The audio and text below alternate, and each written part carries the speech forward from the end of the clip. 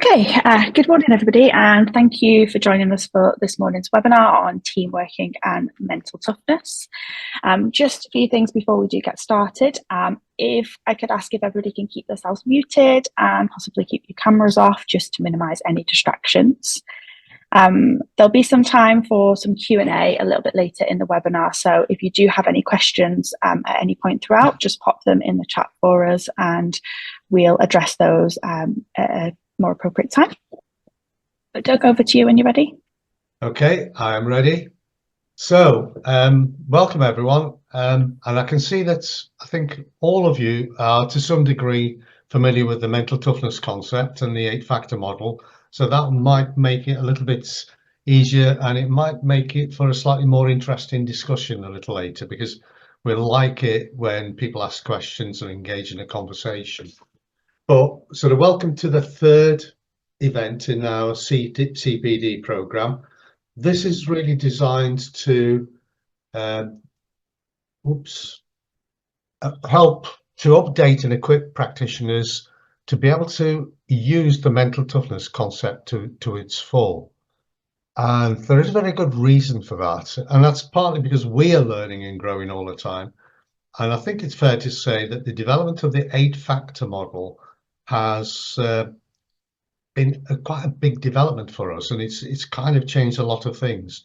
The fact that we've got 8 factors has enabled us to use the mental toughness concept as a lens to look at a lot of things, but with a greater degree of granularity.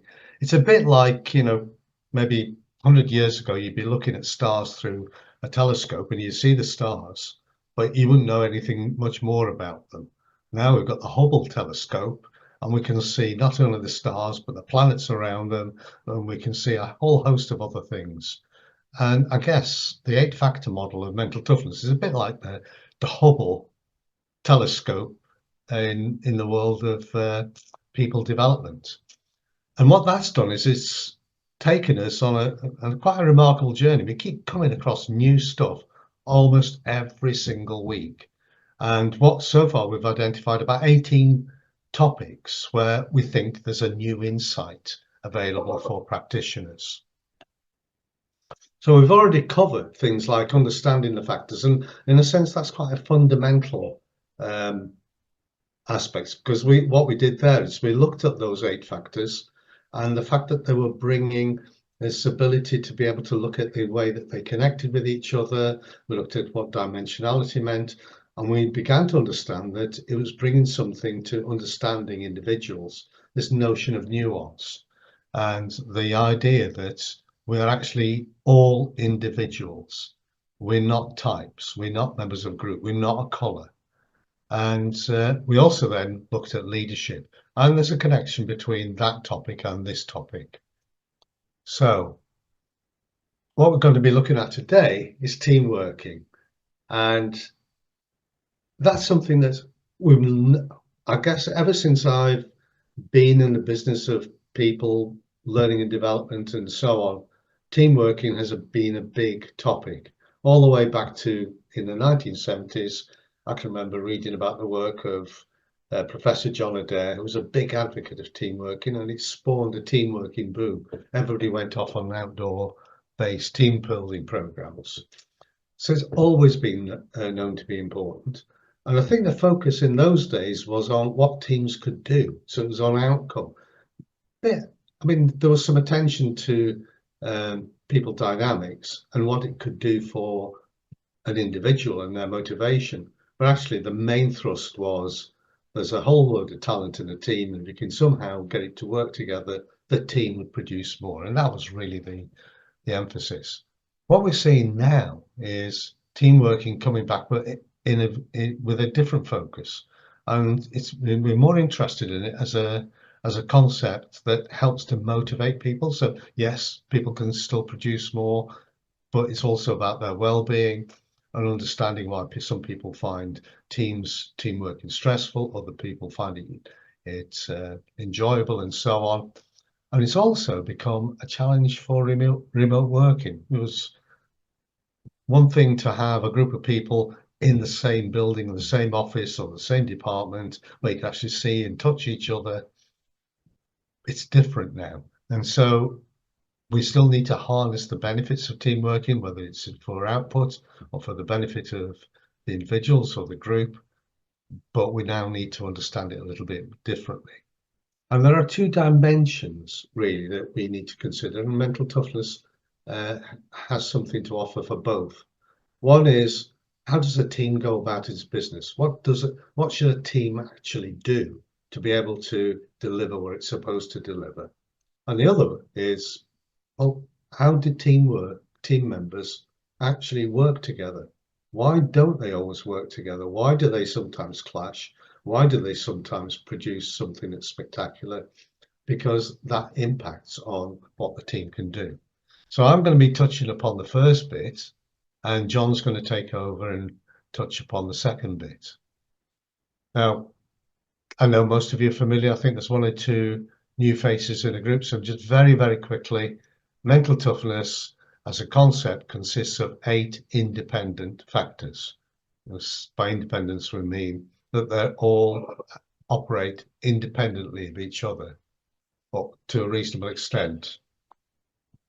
And they are life control, where the sense of can-do sits, emotional control, where you're able to, which assesses the extent to which you can manage your emotions, goal orientation, where the sense of purpose sits, where you can visualize what you're supposed to do, and achievement orientation is where we identify the extent to which you will do what's required to be able to achieve your purpose.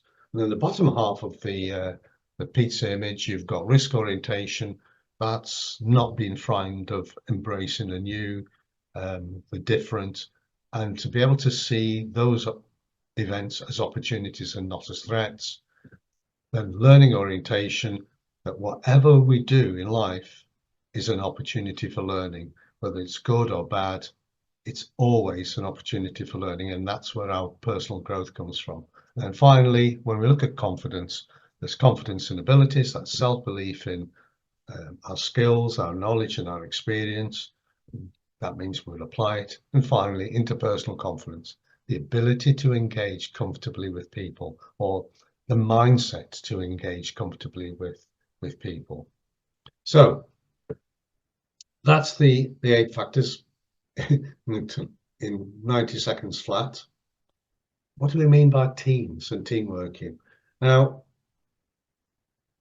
quite often when I run these sessions, we end up in a discussion about what's the difference between a team and a group. And people say, well, if a team's got more than 8 people in it, it's not a team, it's something else. Well, I'm going to skip through all of that, because a team, as far as we're concerned, is a group of people who collaborate to achieve some sort of common purpose. And this is something to which we expect there is a degree of commitment, and for which they hold themselves mutually accountable. Now, the reason why we kind of broaden that definition is, in our experience, we've worked in team building programs within organizations. We've seen great teams form who then fight each other. And to me, that's not team working. That's not developing a team working culture in an organization. And if they do that, they're not really understanding team working in the first place. So what we are concerned about is team working in general. In other words, the sense of one team across a whole organization. And in my view, that's probably the only way in which it would truly make sense.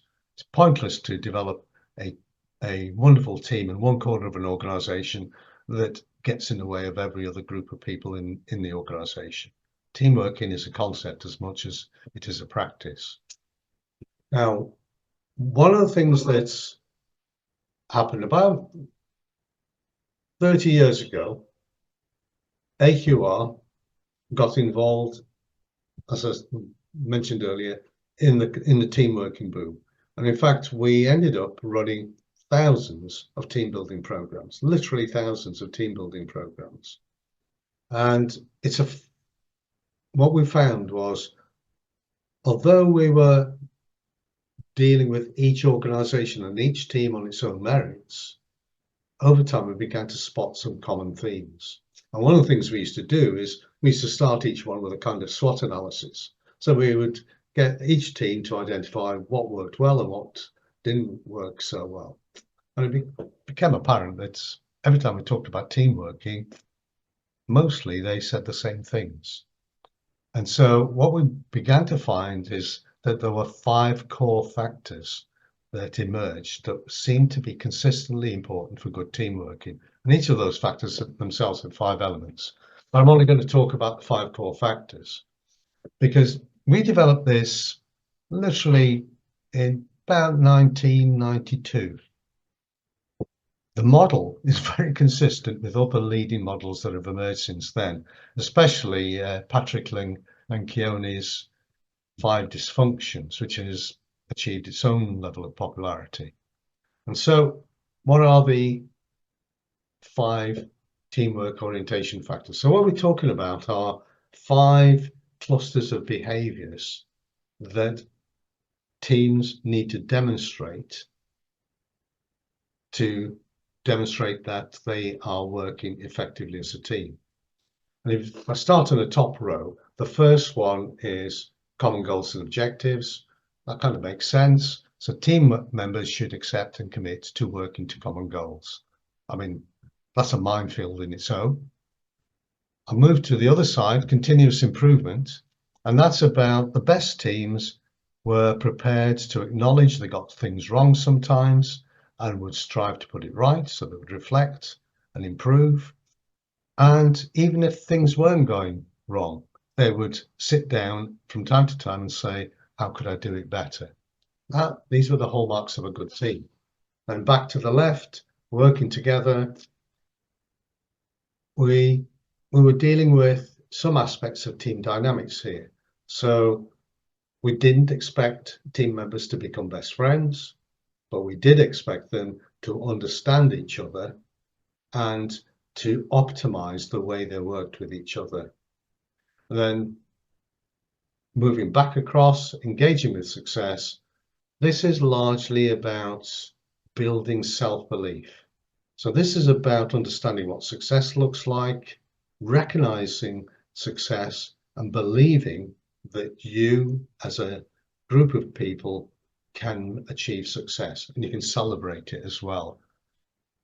And back to the middle, the thing that linked all 4 of those elements together and created the 5th element was effective communication.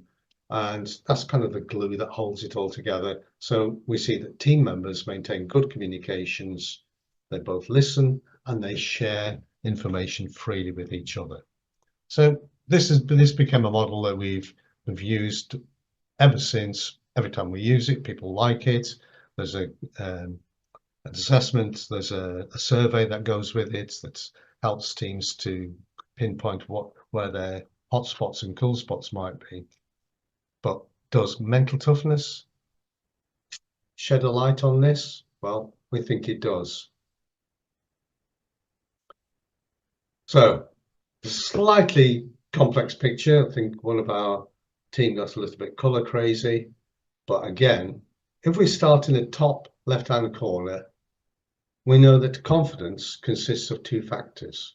One is interpersonal confidence and the other one is confidence and abilities. Now, it doesn't take too much to link confidence and abilities with engaging with success. If that is where the belief that you can succeed and celebrating your success happens, then confidence and abilities has got to play a part. The other factor, interpersonal confidence, is going to obviously have a part to play in effective communication because it's about being freely available to communicate with each other. It's also going to have a part to play in working together. You can't achieve that sort of cohesion if you don't have interpersonal confidence. And moving across, the challenge factor is predominantly about dealing with the unknown and learning from it. That is exactly what the continuous improvement factor in the teamwork orientation model does. So there's a clear link with that. Then if we move down to control, Just need to move something. Then we can see that life control also has a connection with engaging with success. This is about the other aspects of self-belief. Do we believe we can do it? And the emotional control aspect has to have a large part to play in working together. If we can't manage our emotions, they do get in the way of being able to build relationships. And finally, when we get round to commitment, well, goal orientation has got a very, very obvious link with common goals and objectives. That's where it sits. But also, it has its own part to play in engaging with success, because this is where we make our effort. This is where we believe we can do it, and this is where we commit our resources and our effort to be able to achieve it. So what we've learned over recent times is that the mental toughness concept brings a dimension to understanding how teams work. In other words, what we look at the mindset of people within the team and the collective mindset of the team, and understand where and how it can make those 5 components of team working work better. So that's one input. The other, and I'm going to not dwell too long on this, because we know we've got the mental toughness questionnaire. The mental toughness questionnaire assesses individuals, but we can aggregate the scores for individuals when they work in groups, teams, and get a picture of the pattern of mental toughness within the team. So we can get a fix on the resilience and positivity of a team.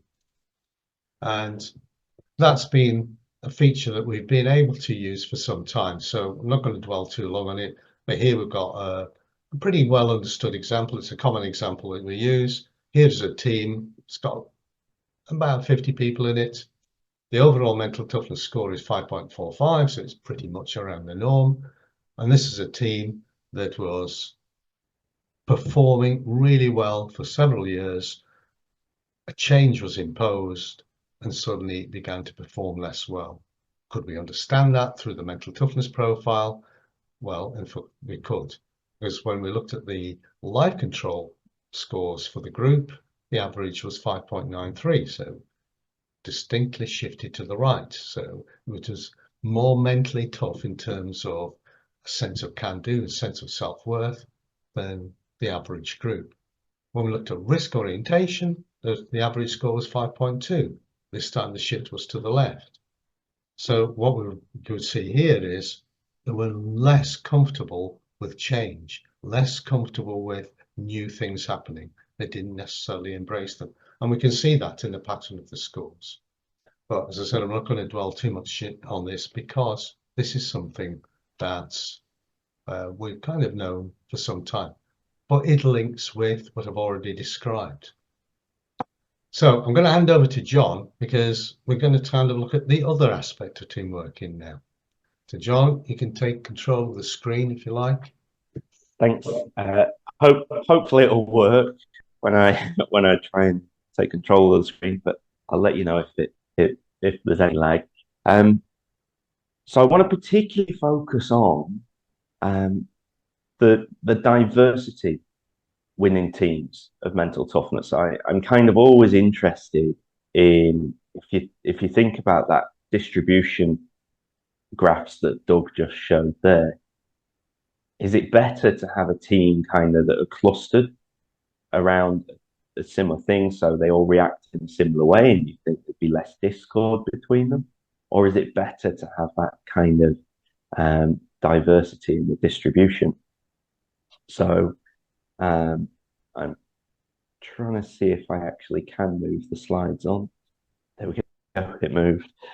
So I'll go through this one quite quickly, but if you try and link that mental toughness model, 4Cs model, to how it might actually influence teamwork responses and then ultimately teamwork behaviors. So if you think about control, believing that we have that kind of capacity to create our own future, obviously useful in a leadership aspect, maintaining poise under pressure. And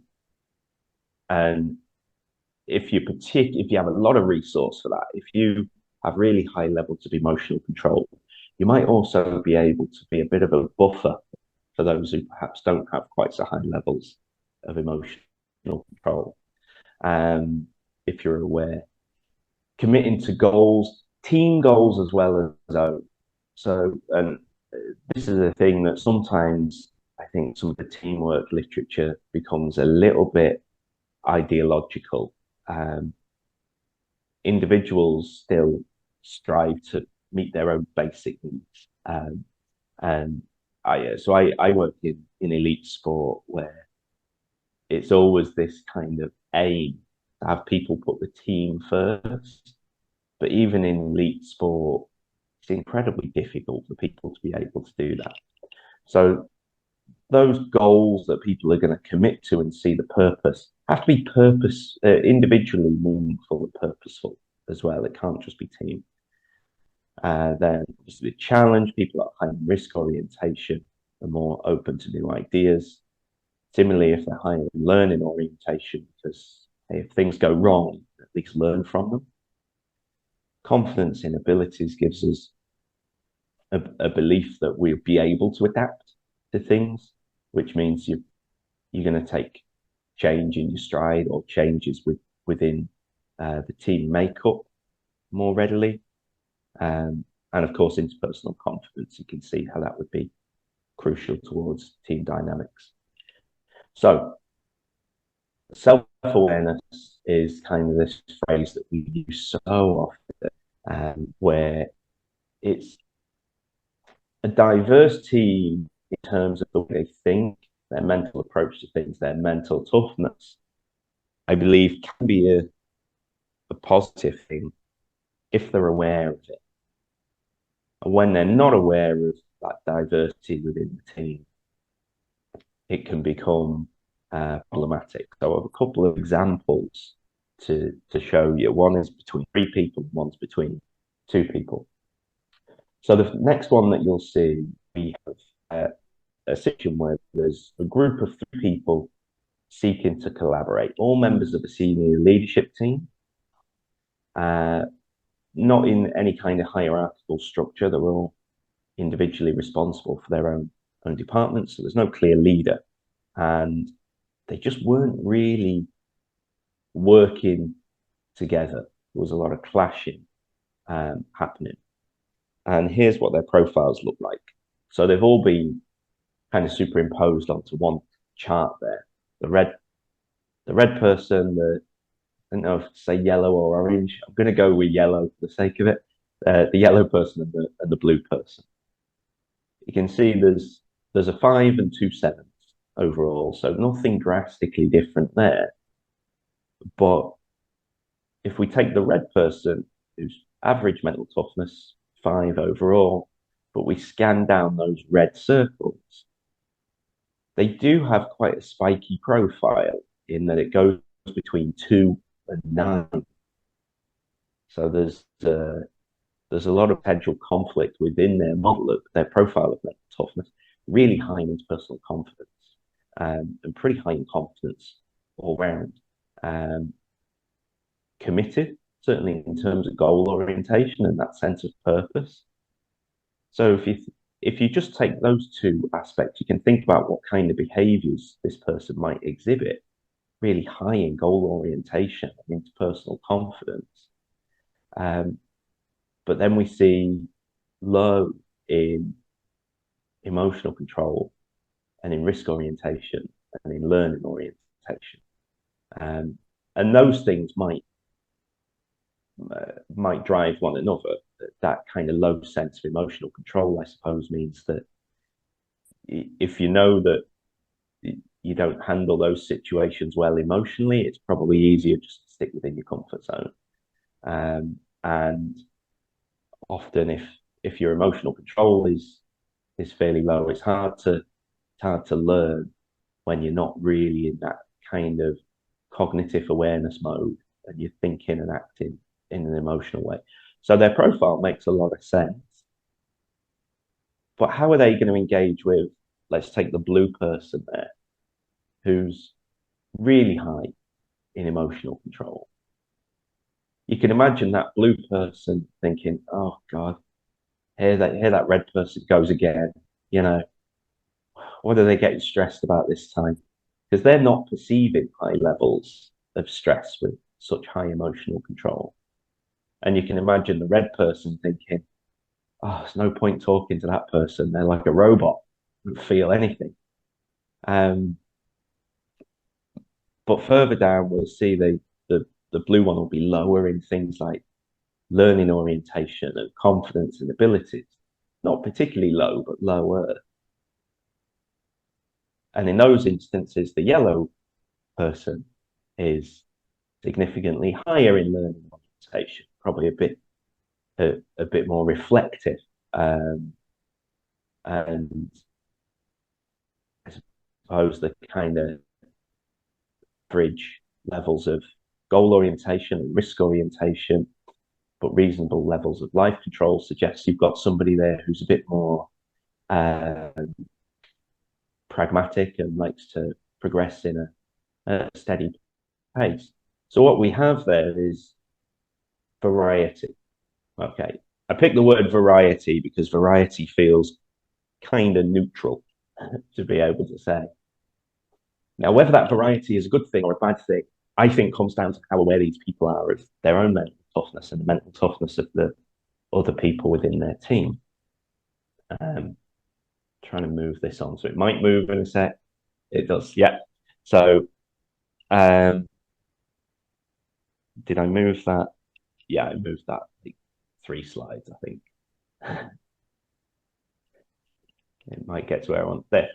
So, is that the right one? I don't know. I'm losing this now. I've got my dodgy Wi-Fi over here.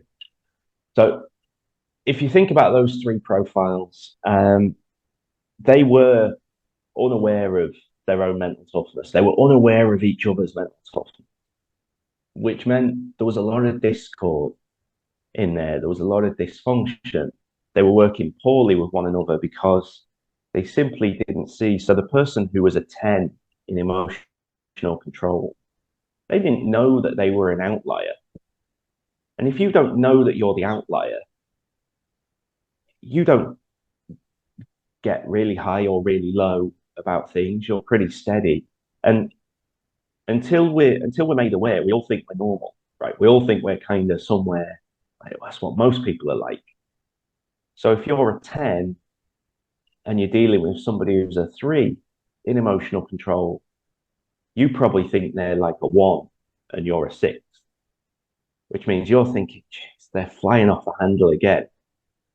That person who's the 3 probably thinks, no, I'm just normal. You know, I get quite passionate. I wear my heart on my sleeve. That person, there's no talking to them. There's no passion there. So getting that awareness of one another, recognizing where you're the outlier. This is a thing that I always say when I'm working in elite sport, trying to get through to the coaches.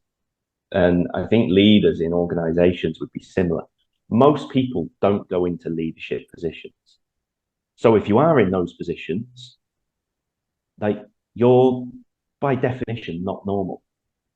And trying to explain to people in those positions, you're not normal by the very fact that you've ended up in this position. Chances are your profile is not normal, which allows you to have a little bit more compassion in trying to understand other people's responses to stresses.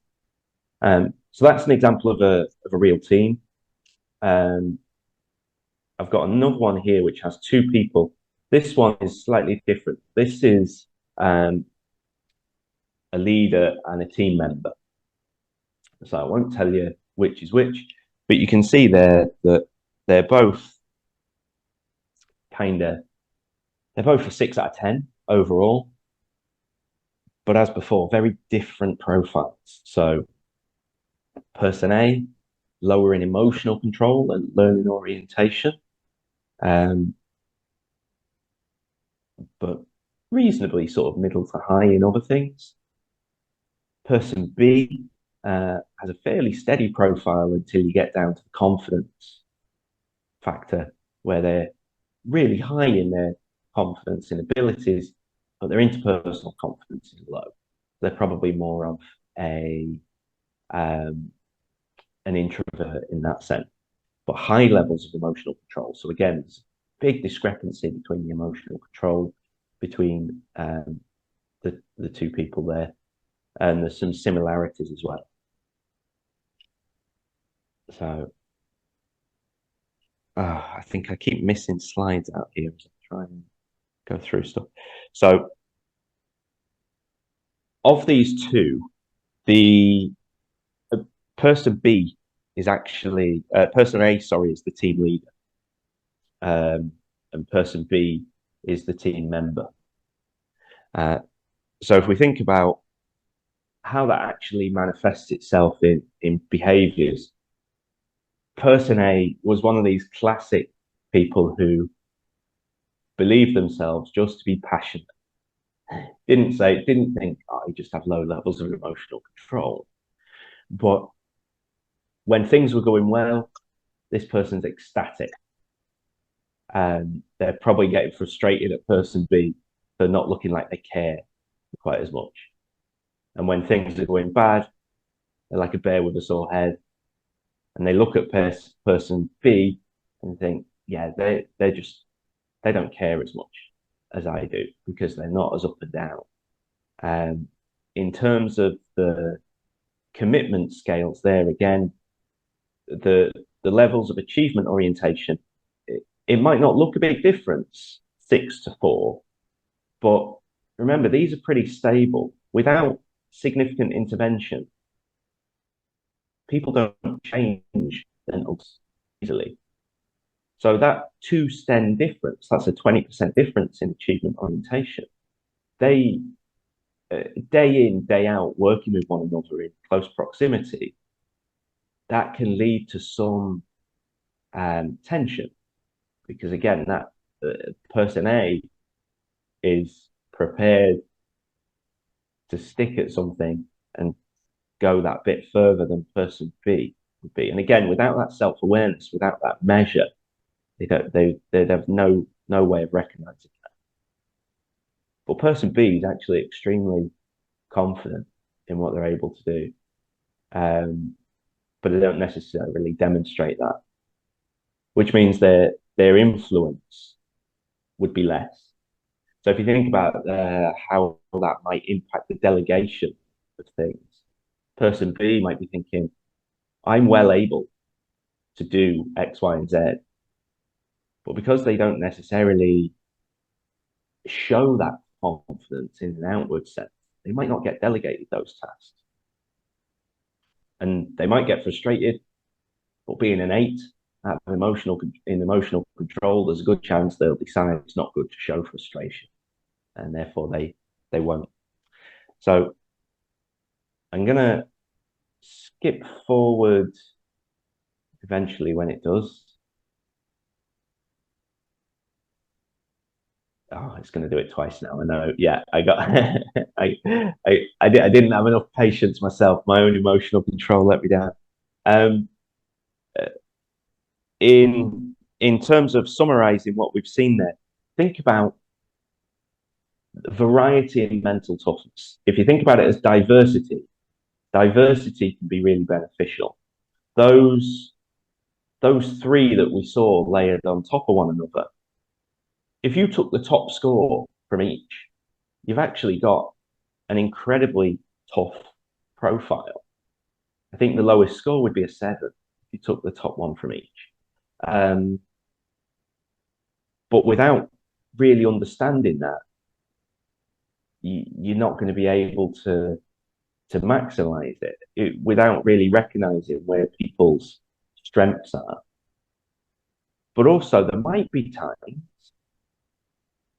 when that sensitivity is really useful, because there will be sensitive people within teams. And perhaps it's someone who's in a more of a senior position like those three were all heads of department, maybe having someone with some sensitivity in there might be the sort of person who's able to put their hand up and say, hang on, I think some people in your team might not like this. Whereas if you've got a team without that diversity, it's very, very easy to think, well, if people don't think like me, then they must be wrong. And the other point that I probably should have picked up on when I was on the first slide where I had the pizza image. I also think when it comes to communication, which Doug pointed out, is kind of that link in the team working model. Various aspects of the mental toughness model around control, confidence are really important for communication, but not just the sending of a message of communication, but receiving a message. So to be a good communicator, you've got to be able to receive a message. And if I've got a greater sense of self and comfortableness in myself, higher levels of life control, emotional control, and confidence in abilities, for example, I'm probably more able for you to tell me something that might be a constructive criticism, because I'm not going to react emotionally to it, but I'm going to receive the intent behind the message. So I am guilty of always giving sport analogies, but I'll just give you one. I remember playing on the wing in football before, and the ball came over to me, and thinking I was better than I was, I thought I'm just going to take a quick touch and whip a David Beckham-esque cross into the box. And I looked up before the ball arrived, and the ball went under my foot out for a throw-in. And I could hear my manager on the other side of the pitch just shouting, Perry, Perry, Perry. And I thought, I'm not going to look around because I don't want to know. And he kept shouting. And then eventually I looked over and he said, you've got to be better than that. And I remember thinking, what use is that? Be better. Oh, thanks for that brilliant input. Now I can take that on board. And I probably let it affect the next 5-10 minutes. And then looking back, I thought, if I'd have received that message better, I would have thought, well, what's the intent behind it? He just wants me to play well. That's what he said. He didn't quite know what to say, so the message came out weird. But if I'd have reacted better, I would have taken the intent behind the communication. Going, he wants me to play well. He's telling me to stay focused and keep going.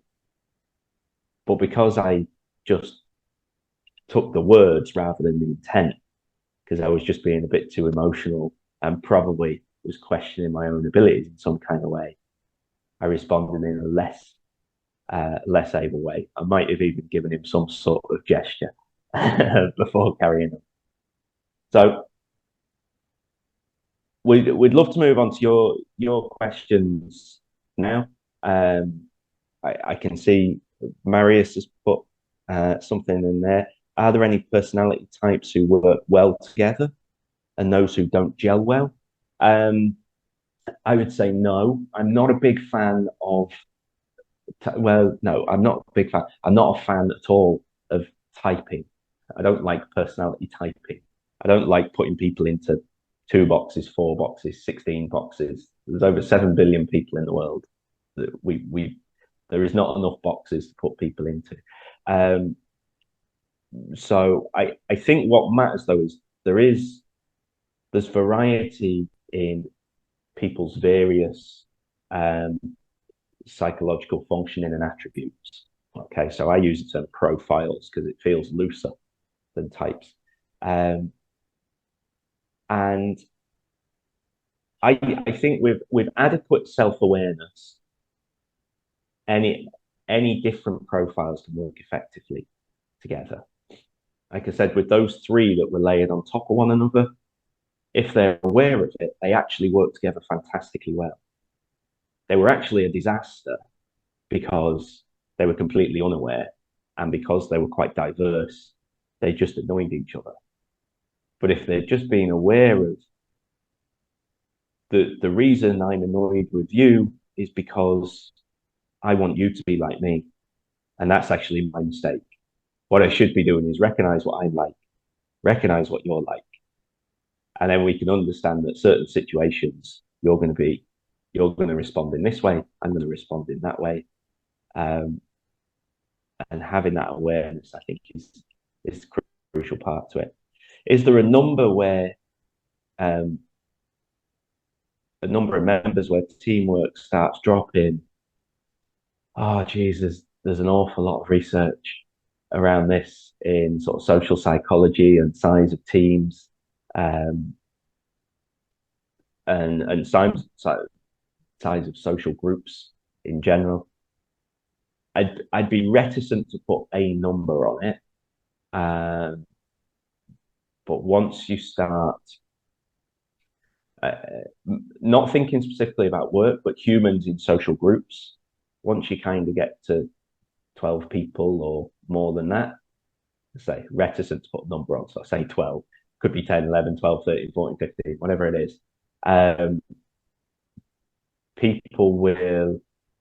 People who need closer connections will naturally start to splinter into subgroups beyond that.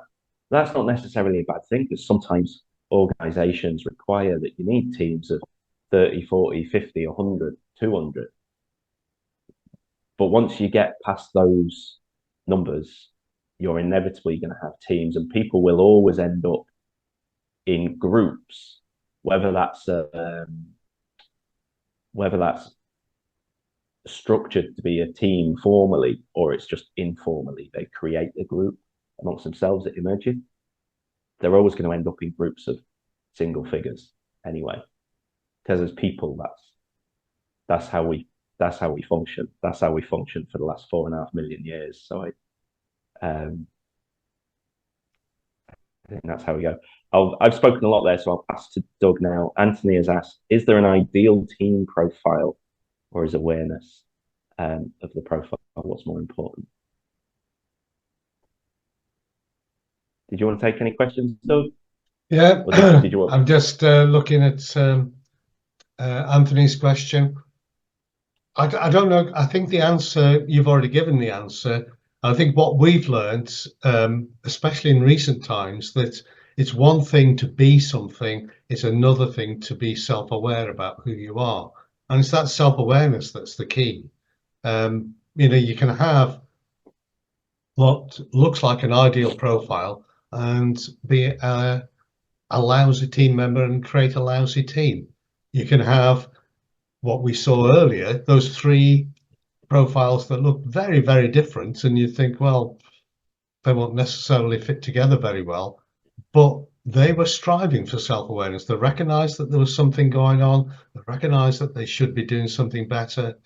And as you said, John, if you looked at the high score, I think we can perhaps go back quickly to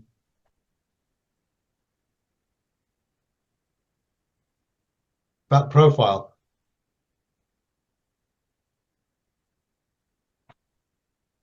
If we look at that profile, if the team played to its highest level of mental toughness that each of the members brought to a particular scale, that would be a pretty mentally tough team.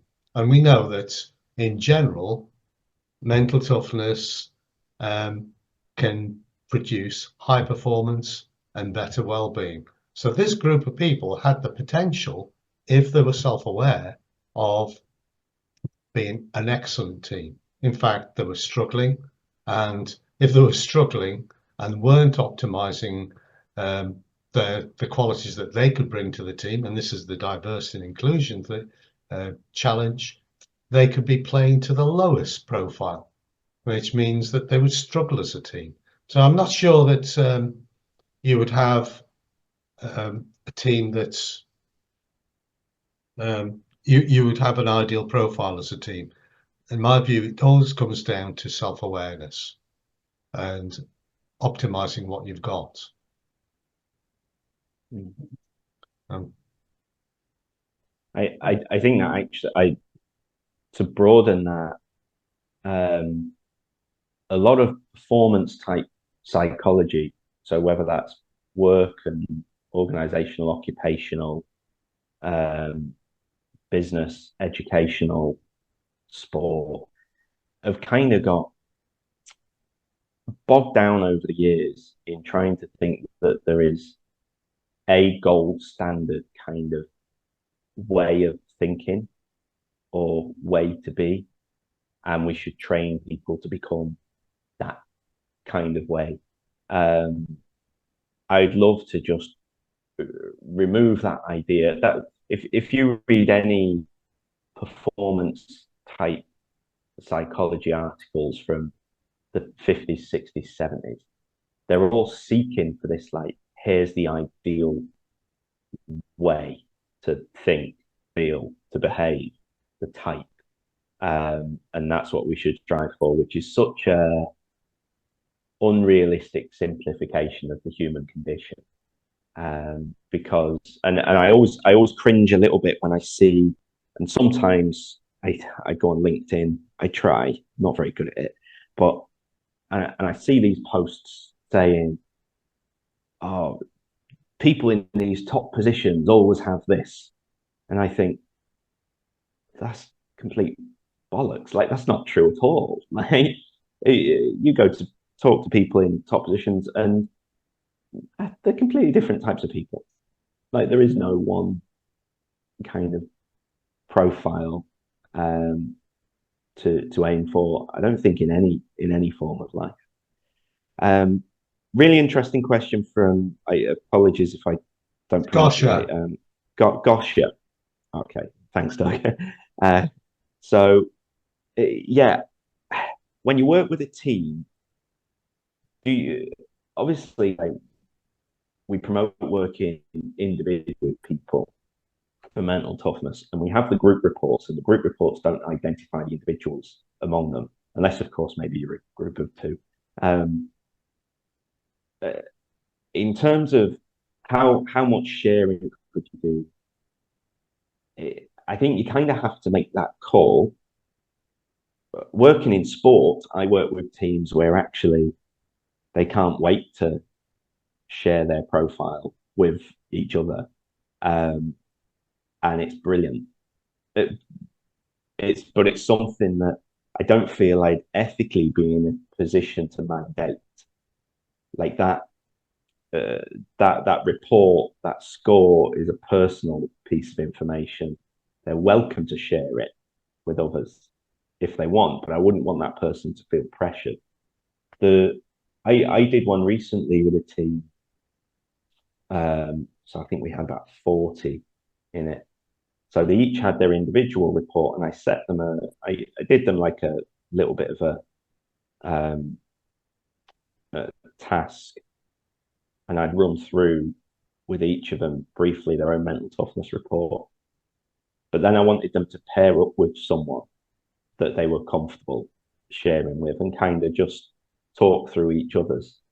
Now, in a group of 40, I knew that they would all be able to find one person that they would feel comfortable sharing with.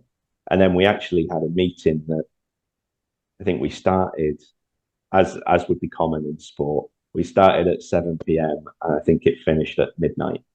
And I barely said a word. It was just people just sharing their own stuff in front of a full group of 40, which was amazing. Loads of tears. I like meetings that have loads of tears. So yeah,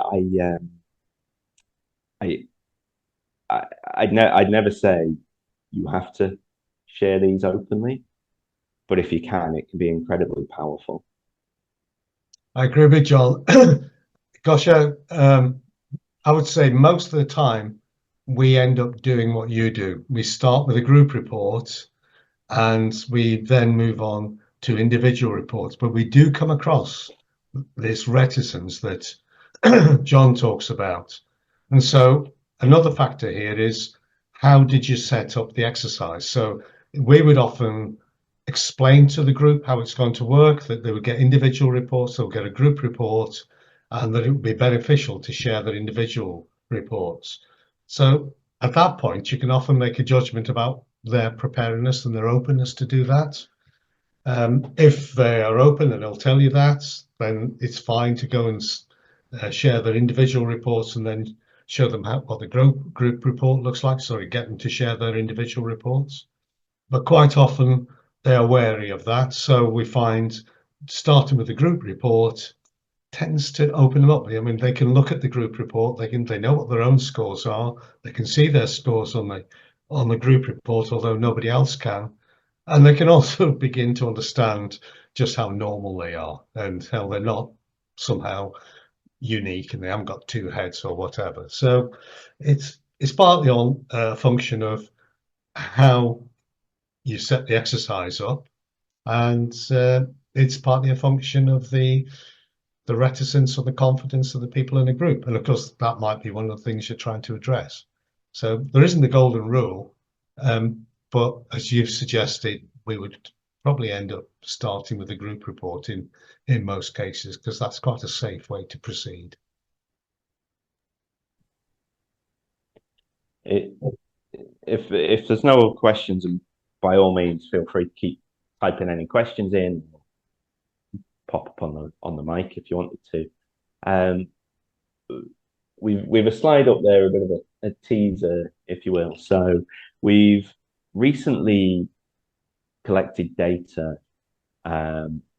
from I think at the moment we've 1,300 people in this sample that has associations between mental toughness and innovation and creativity.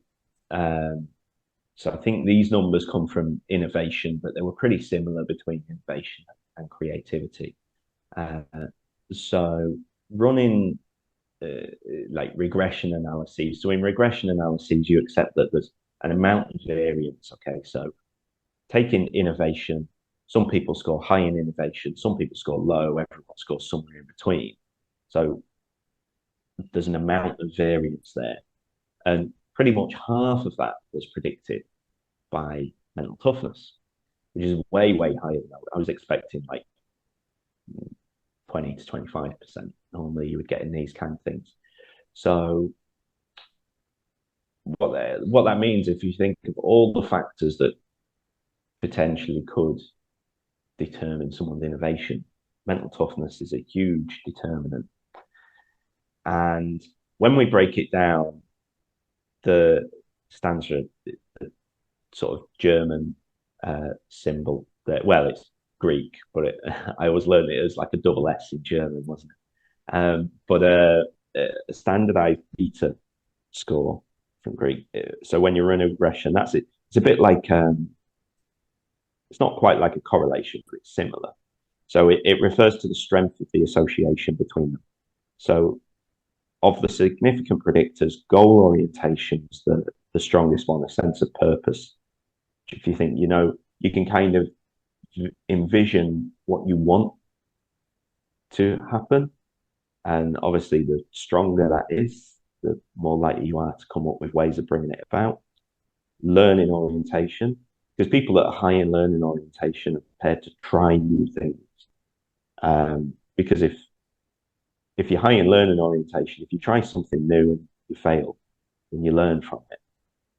Similarly with risk orientation, not worried about failing. And also the two confidence attributes there as well were significant predictors. Interestingly, life control was a negative predictor. And we see this pop up a few times actually in whenever we measure things like well-being, academic attainment, and those kind of things. Life control, especially in academic attainment, is always a massive predictor in a positive way of the outcome. But when we try and measure something that's about going out into the unknown, we actually sometimes find that life control can be a negative. predictor of it. Still got a hypothesis as to why? Well, I do, because if you think about innovation and creativity as being something that you are prepared to kind of step into the unknown a bit, because if you look at learning orientation, risk orientation, interpersonal confidence, and confidence and abilities, in terms of the pizza image, they're the 4 factors on the bottom half of the pizza image. That's about positivity, optimism, looking forward. Goal orientation and life control tend to sit on the top half, which is really about sort of really capturing the idea of resilience. But with life control, if you have a sense that you are in sufficient control or in a high degree of control of the world that you operate in so that you can do what you need to do, you mightn't feel inclined to go and look for other options because you are in control. The things are happening the way you want them to do. So why would you go and look for something else or something new? But that's a hypothesis. The thing that I like about this, though, is that it's coming back to the thing I spoke about at the beginning. It's about granularity. It's so tempting looking at so many models in the world of people and organizational development to think in terms of black and white, good and bad. So think of growth and fixed mindset and how limited an idea that is. If we say you've either got a growth or a fixed mindset and that explains everything, well, it doesn't. We can't even sit here and say overall level of mental toughness or an overall level of mental sensitivity predicts anything. It doesn't. It's the composition of those that matters. And I think that's the magic thing that we've got to, John. And it touches upon what you talked about. We become obsessed with typing because it's such an easy way to use, and you believe that you can explain things, but you don't. And what we're seeing here is, well, actually, if we examine this a little bit more closely, my Hubble telescope, we're beginning to see some things that we didn't expect, but don't necessarily not make sense if you can follow a double negative. And I think this is really important because if we are genuinely interested in developing people and developing organizations, we should be interested in mastering our craft. This is how we master our craft.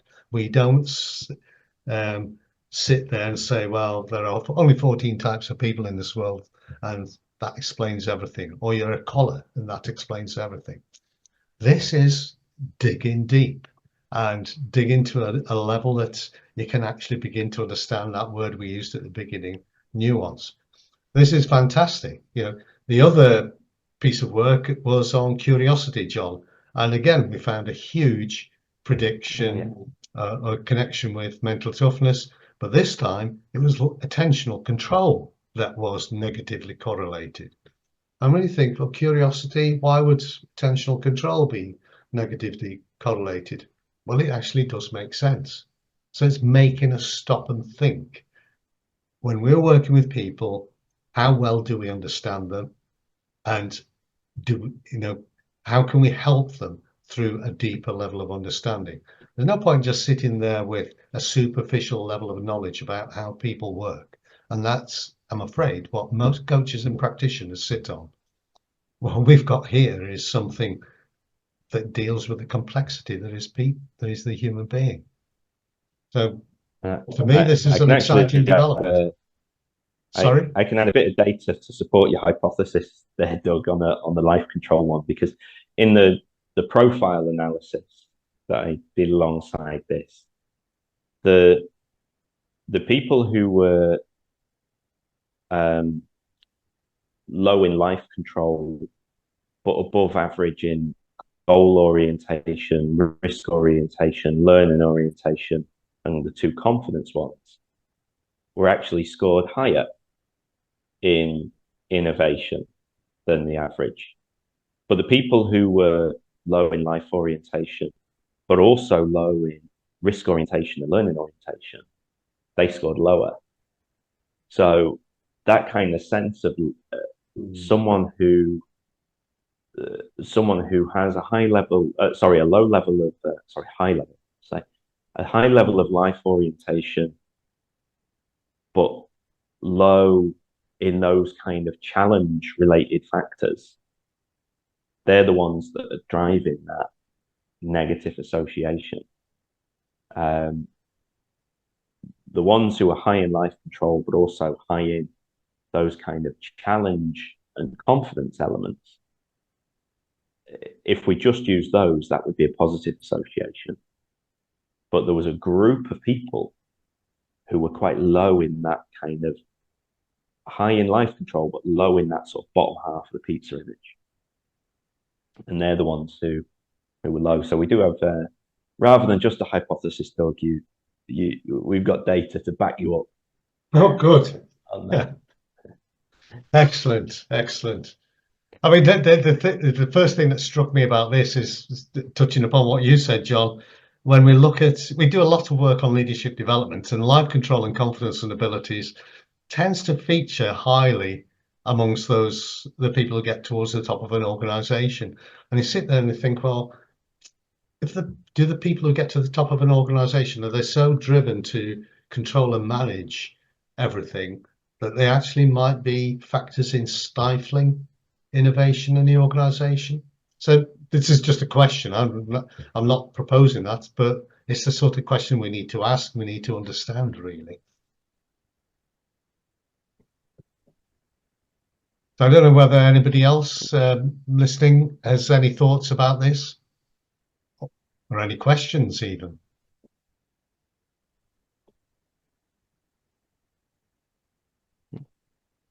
I think we've stunned them into silence, John. If not, we're very appreciative of everybody's time. I know everybody's kind of busy and have probably things that you want to get wrapped up before taking some holidays. So yeah, thank you very much for your attention. Yeah, and if anybody's got any questions that they would like us to address in future CPD sessions, things that are, and we're working to our agenda, we think what we've got is interesting, but if there are things that you're really interested in, please let us know, and we'll do our best to kind of build the next CPD sessions around those. So thank you.